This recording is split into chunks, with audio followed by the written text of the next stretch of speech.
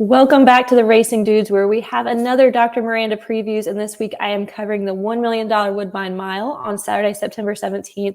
We have a field of 11 horses. We have 10 males and 1 female going a mile on the turf. This is a Breeders Cup win and you're in for the FanDuel Mile. So starting off, we're going to go with the number 1 with Mighty Heart. Everybody loves an underdog story, and this horse, despite having only one eye, has managed to win over $1 million in its lifetime.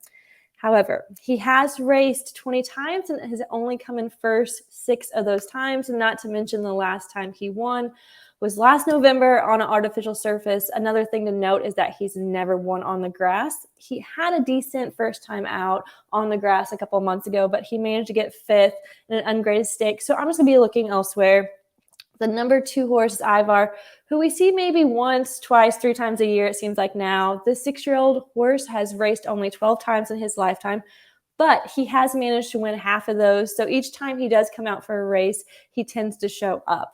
He got 3rd last year in the Breeders' Cup Mile, and then took time off until this past July, where he won and set a track record at Indiana Grand, or whatever they call it now. This was his first ungraded stakes race in 2 years. So I'm guessing after being off for 8 months, they just wanted a paid workout, and they were pointing to this race the entire time. On paper, he looks like a legitimate threat, with most of his buyers being in the triple digits.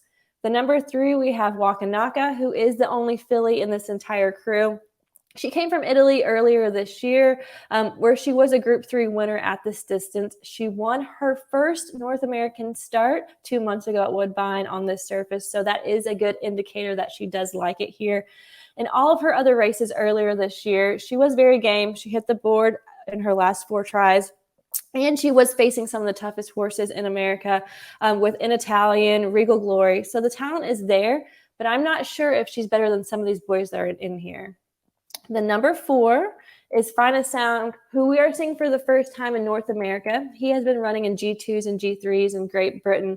The question mark for me is I just don't know how well they do after they ship over the ocean, also for their first time being on American turf versus European turf, because it is quite a bit different. So I looked back and saw that he was shipped to Maiden back in March, where he was a runner-up in the Jebel Hada Stakes. So that does tell me that he does just fine with shipping. So then my other concern is American turf versus European, and the fact that his trainer is 0 for 4 with shippers since 2019 makes me look elsewhere for the winner. The number 5 is Modern Games for Charlie Appleby and William Buick. Anytime you see those names over here in North America, they usually mean business. They aren't going to be shipping all the way over here for nothing.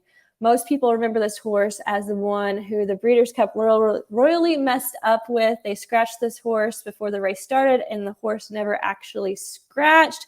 So then it messed up all the bettors. The bettors weren't allowed to bet on this horse. It ruined a lot of tickets, ruined the day for most of the bettors. The horse did win that race and has won every single race at this distance in his career, minus this last start at Sussex. I want to mention, though, that the winner of that race, Baid, is undefeated in 10 starts and has won 6 back-to-back grade 1s. So the class is definitely there with this horse, and I just feel like he is the one to beat here. The number 6 is Cheryl Spite, who we saw last time out running at a G2 at Woodbine at 7 furlongs. But I just don't really think that's the distance this horse wants to run. There was also some talk about how he didn't like the excessive heat. Looking back at the PPs, most of his wins come from longer distances. He did win the Maker's Mark Mile in April at Keeneland, getting 110 speed buyer for that. So you just can't cross him off the list. He has the talent to hang in with these horses. But the question mark is he going to be in top form going into this race? The number 7 is Homer Screen, who has yet to win in North America. He has been in ungraded stakes as well as some graded stakes, and he has struggled to lock down a win. I just do not see it happening because he couldn't beat the California turf horses, so I don't see him winning against this group of horses. So altogether, I'm just going to pass. The number 8 is Get Smokin'. He is a very decent horse at best, in my opinion. He has not won in over a year. And that's because this horse has only one way that he can win, and that's going gate to wire. So if he gets loose early, there is a possibility that they could take him he could take them all the way. But there is some other speed in this race, so I just don't really see that happening with him. The number 9 is War Bomber, who has been racing on artificial and won last time out, surprising a lot of people in the Seagram Cup. He won on turf 3 times, but hasn't been on turf in almost a year, so I just don't see it happening. I'm going to pass. The number 10 is Town Cruise, who won this race last year. Since then, he hasn't really done much. He has finished off the board in all 3 of his starts. One of those starts, they asked him to go a mile and a fourth after being off for 8 miles.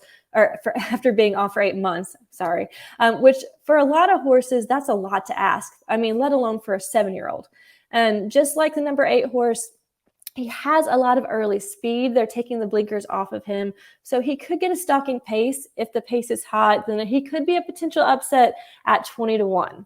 The number 11 horse is March to the Arch. He got second place in this race in 2020 behind Starship Jubilee and ahead of War of Will. If that tells you anything about how long this horse has been around. He just hasn't seemed to get back to his old form since then. He did get second place in a G2 in July at Woodbine. So there is some positive, but I just think this race is too much for him. So with all of that said, my top pick is going to be none other than the number 5 Modern Games. I know it's chalk, but look, sometimes you just have to bet the chalk. And in this race, I would single this horse for exotics, especially on Saturday, especially with the pick 4, pick 5. I would single this horse and just hope that you get some of these prices with the younger 2-year-old races before this. In a trifecta box, though, I am going to do a 2, 3, 4, 5 box. I think that Ivar has the talent and the speed. Then you have the other European horse, who is a big question mark, and hopefully the filly can hit the board for a good price.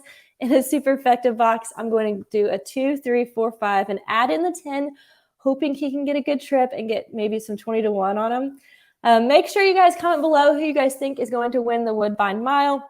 And make sure you are subscribed to the Racing Dudes YouTube channel, where you can find all the latest stakes previews, including the other 2 Breeders' Cup when you're in at Woodbine on Saturday, which Mike covered. You can check out all the videos, put them together, maybe put together a pick 4 ticket for yourself. So until next time, I will see you guys next week. Good luck.